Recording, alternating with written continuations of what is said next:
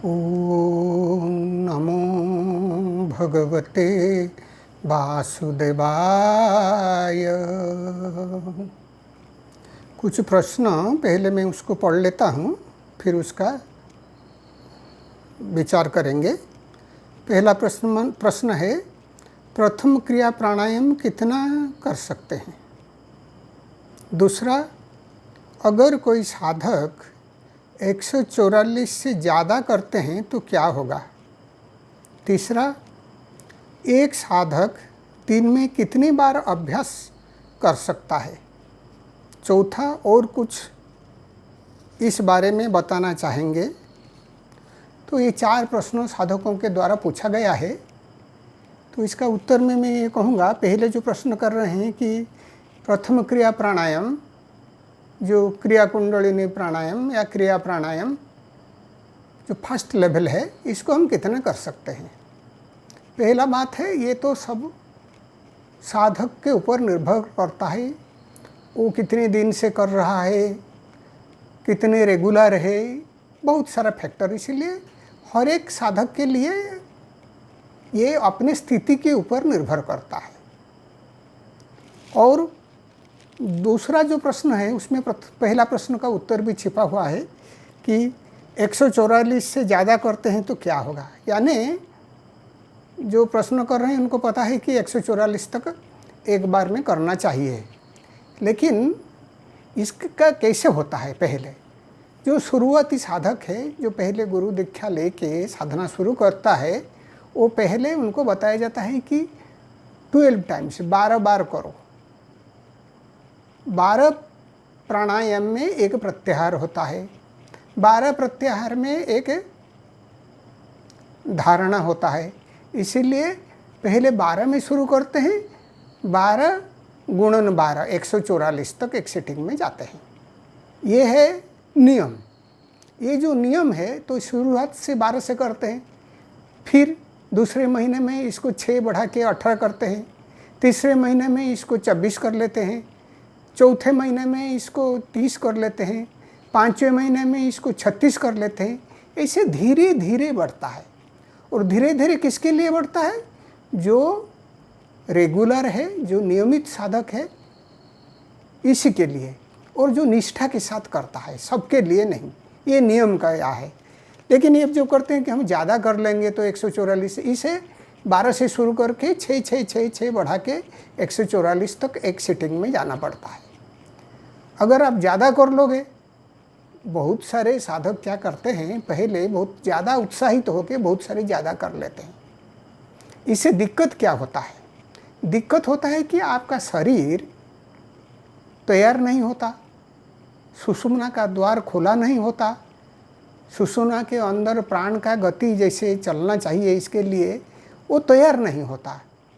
तो आप ज़्यादा पहले उत्साह से कर लोगे तो अगर जिसको हम योग में प्राण कहते हैं और तंत्र में कुंडलिनी शक्ति कहते हैं, उसका सडन जागरण हो जाएगा तो साधक को बहुत तकलीफ होता है। मैं तो रेगुलर करता था, निष्ठा के साथ सारे नियम मान के ही करता था, फिर भी मुझे जब सुषुम्ना द्वार में प्राण का आघात हुआ, उस समय 15-20 दिन तक बहुत कष्ट हुआ था। उसको मैनेज करना डिफ़िकल्ट हो रहा था।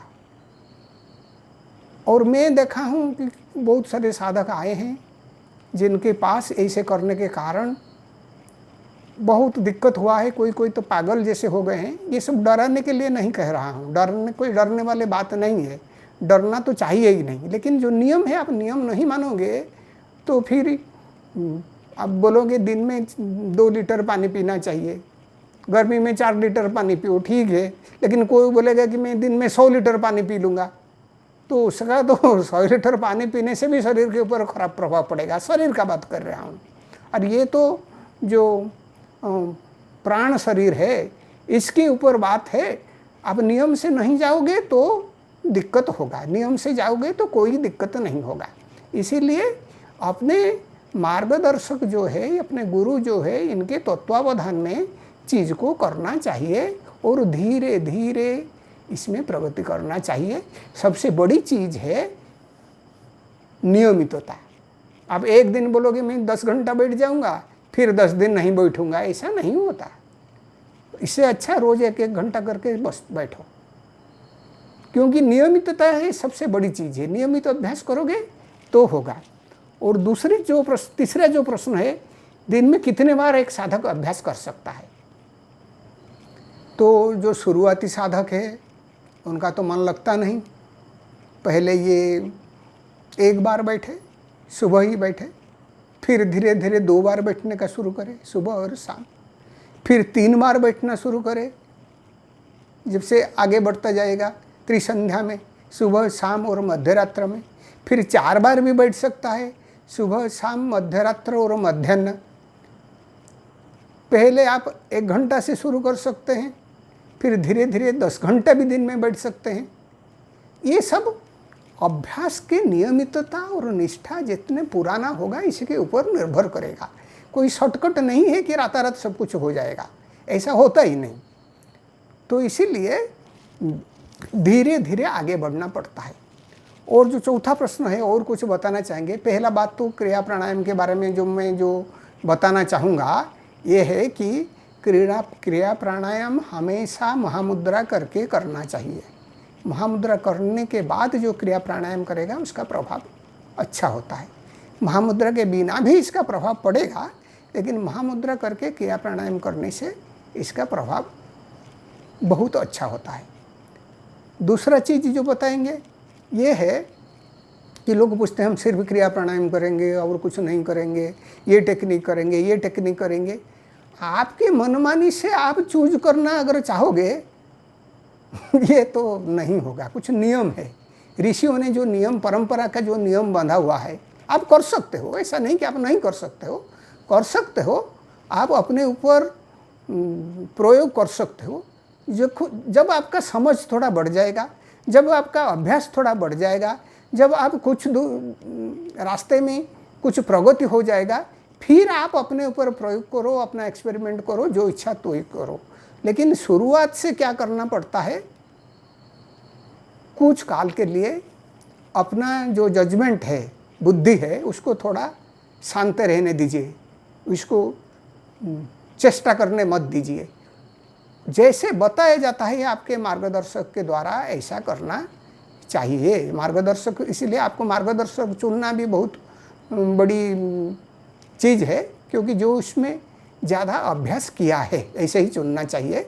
और ऐसा नहीं कि आपका कोई स्वतंत्रता नहीं है, आपका स्वतंत्रता है, लेकिन मैं जो कह रहा हूँ थोड़ी समय के लिए, कुछ समय के लिए, शुरुआत में कम से कम जब आप थोड़ा आगे बढ़ जाओ तब तक तो अपना मनमानी नहीं करके, जैसे मार्गदर्शक बता रहे हैं इसी रास्ते में ऐसा चलना चाहिए। और उसका जो नियम जैसे बांधा गया है, जैसे कि पहले नाभिक क्रिया का अभ्यास करना, नाभिक क्रिया का अभ्यास हो जाने के बाद फिर जब आप आओगे, फिर आपको खेचरी मुद्रा, गुरु प्रणाम, हंस साधना, फिर महामुद्रा, फिर क्रिया प्राणायाम। क्रिया प्राणायाम के बाद क्रिया ध्यान, फिर परावस्था, फिर ज्योति मुद्रा और सांभवी मुद्रा। ये जैसे एक बनाया गया है, इसी हिसाब से चलना चाहिए।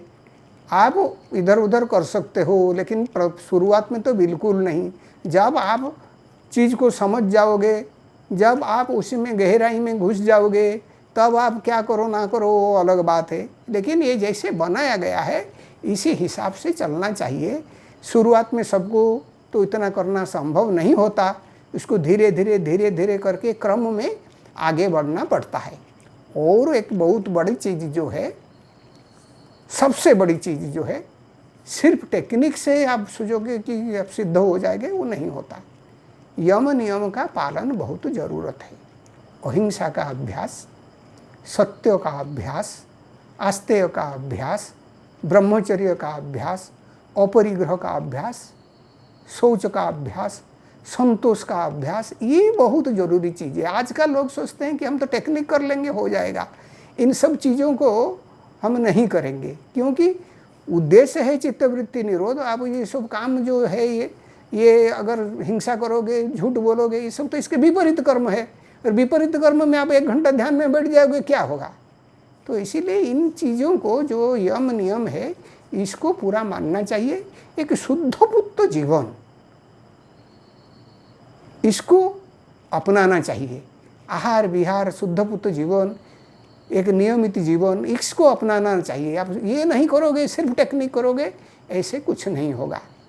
ऐसे सिर्फ आपका अहंकार बढ़ेगा और ज़्यादा प्रोग्रेस, इसमें जो ज़्यादा उन्नति नहीं होगा। इतना ही कहना है। ओम शांति शांति शांति।